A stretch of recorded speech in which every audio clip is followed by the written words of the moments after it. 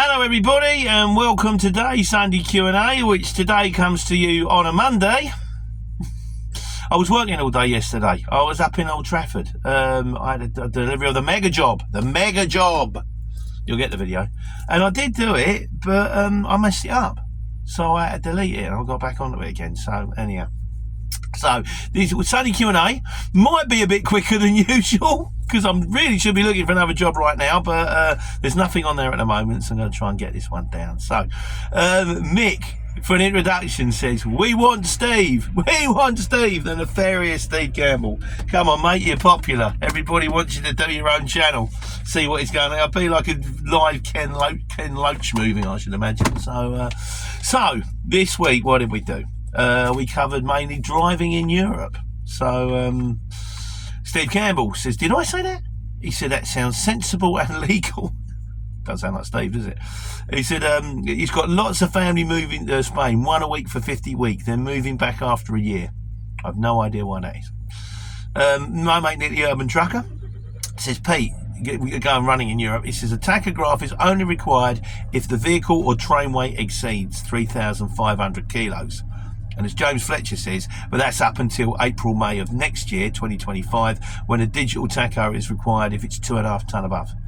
It's, yeah, you'll be in my world of tachos. Dale Steele says, don't even consider getting into the Cura game unless you've got £1,600 in the bank. Well, that's me out. Although hopefully not, because now I finally got past the 8 weeks. I'm chasing people for money that should have come at the end of last month, but one guy says he's going to pay it today. The mega job, which I've just done, that pays quickly, and I've got another 2 outstanding, so I finally think there's going to be a little bit of air in the tank, so fingers crossed on that score, although I've got some invoices to pay, of course.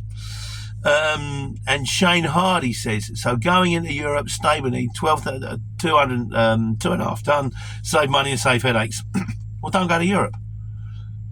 Stay in the UK.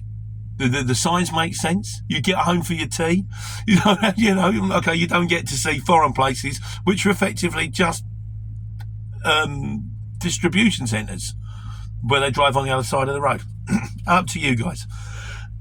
So the other videos this week, what do we do? Sellotaping the curtains, which as usual has been a classic Pete nightmare. Jim on the run says, he says, stick the drive in, Pete. You're not wrong, Jim.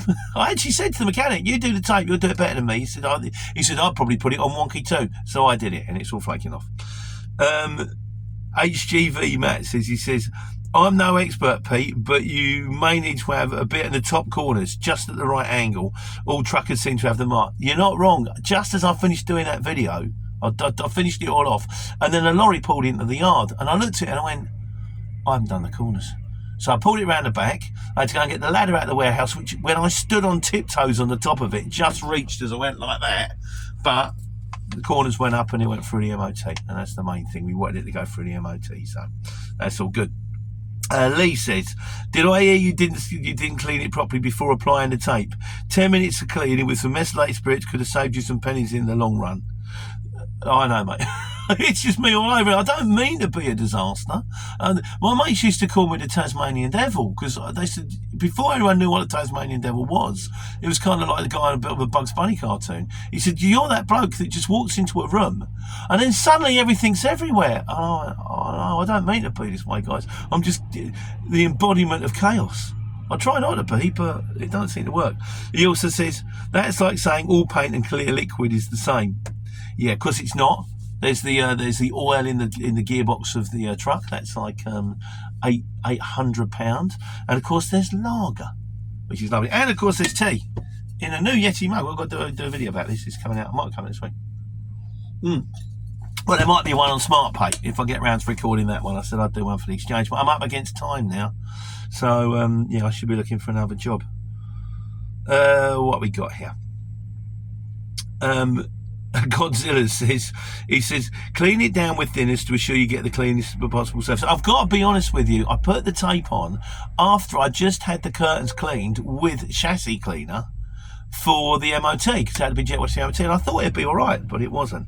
He said, tuck the straps over the class, out of the way, and enable a nice, clear, straight run. And then he went, nah, wouldn't be a Pete video if that happened. You're not wrong, mate. Like I say, it wasn't intentional, but it just kind of happened. So we had a revelation. A revelation. I realised I was in a big truck. Not much revelation, is it? Paul Oldfield says, he said, do you think the bed is originally the bed that truck was on? And if turning it around, and when turning the truck around, don't forget what happened last year where you tried to turn around and nearly went down a canyon.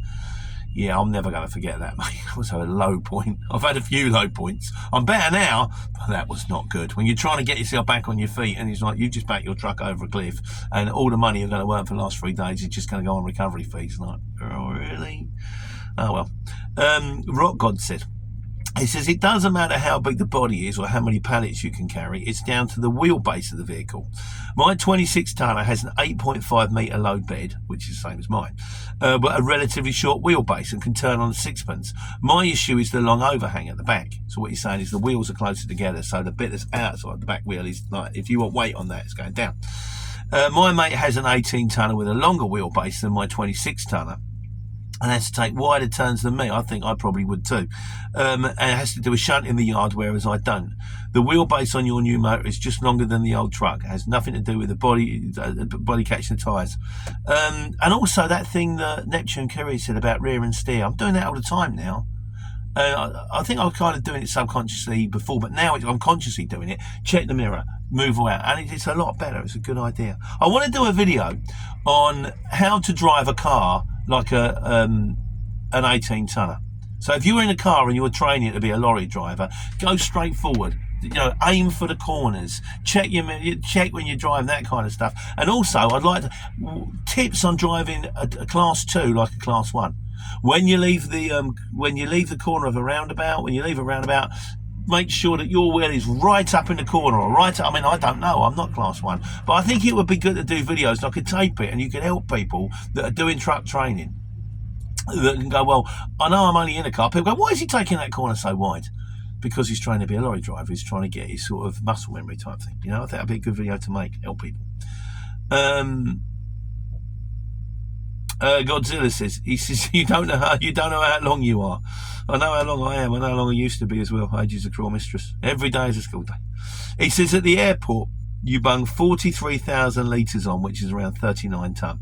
Then there's a cab at 11 and a Bowser that carries the liquid. That means you'll weigh 65 tonne. You notice that more with the wave motion. If anyone follows us around, you wonder why we're doing 11 miles an hour up the steep bits. Now you know. I want to know another one. What's the most difficult truck to drive? I kind of wonder. I think maybe a fire engine. Because a fire engine, what's that, 26 tonne? Or might be even a 40 odd tonne, because it's got water on board that you have to drive through city streets at speed with wave motion.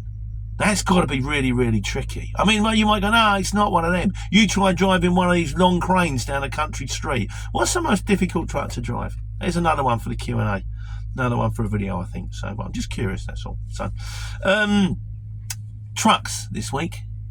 8:20 was hammering through this. I'm sorry, this is faster than usual, but a Yorkshireman's Daily Grind says, always used to get me that a lorry has taxed 24 hours a day, but you're only allowed to drive it 12, which is 90 hours a week, unless you stick someone else in the cab when you're done. You know what they'd say? They'd say, well, we're not stopping you putting someone else in the cab, or we've calculated the road tax on the 90 hours, and that's just what we're charging you.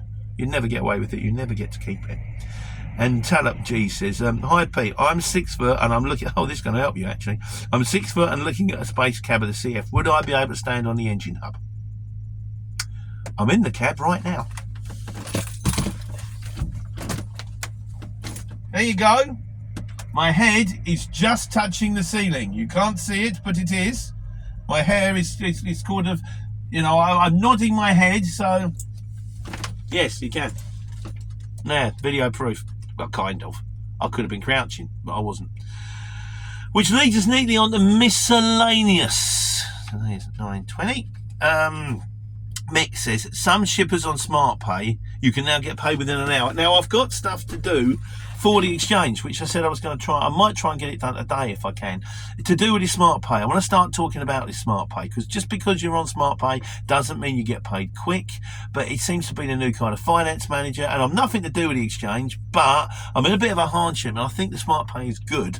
So I said I'll do them some videos just to try and get people out there and talking about it, and maybe get on it, because I think ultimately it can help all of us. It sounds like it's good for shippers, good for drivers. So if I don't mention it, I'm just spiting all of us, and that's ridiculous. I'm going to help myself. If we all get on smart pay, it's all like you're more likely to get paid quicker, you're more likely to get paid, and I think it's better because you don't have the backs problem of trying to work out this invoice now. I'm going to drill into it, but anything you've got to say about smart pay, get it in the comments. In the meantime, I'm going to try and get one out this week if I can, because they're plugging it at the moment, apparently. So we'll see how we go with that one. Leachy says smart pay will only work if every shipper joins up. Also, it's a bit of a cheat to charge a percentage to get paid earlier. That's just life. Do you want 500 quid now, or do you want £550 in 2 months' time? You want £500 now guaranteed, or £550 in 2 months' time? I know what a lot of people are going to say, but you can say no. Say no, I can wait, I've got some dough, I'll hang on. I'll have a 550 in 2 months, please. 50 quid's a lot of money, and you wouldn't be wrong. Ryan says, have you got a class 1? I do it now and again, but when I got bored with doing the long distance. Rather be a class 2 hopping in and out all day long. Just because you're class 2 doesn't mean that you're going to be short distance. My mate Nick the Urban Trucker is thinking of jumping out the containers and jumping into a class 2, but he's got every intention of doing the miles.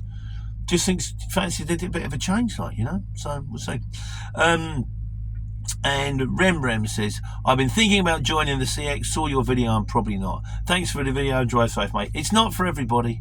I'm not here to sell you the CX. I just talk about my experience at the CX, my general experience of truck driving and everything else that goes with it. So if it's not for you, it's not for you. Find something that is for you. Be happy. I just want everyone to be happy. And in conclusion this week of today's speedy Q&A, what are we on conclusion? 11:50 we call that. Nick the Urban Trucker, who's recovering. His operation went well, I believe.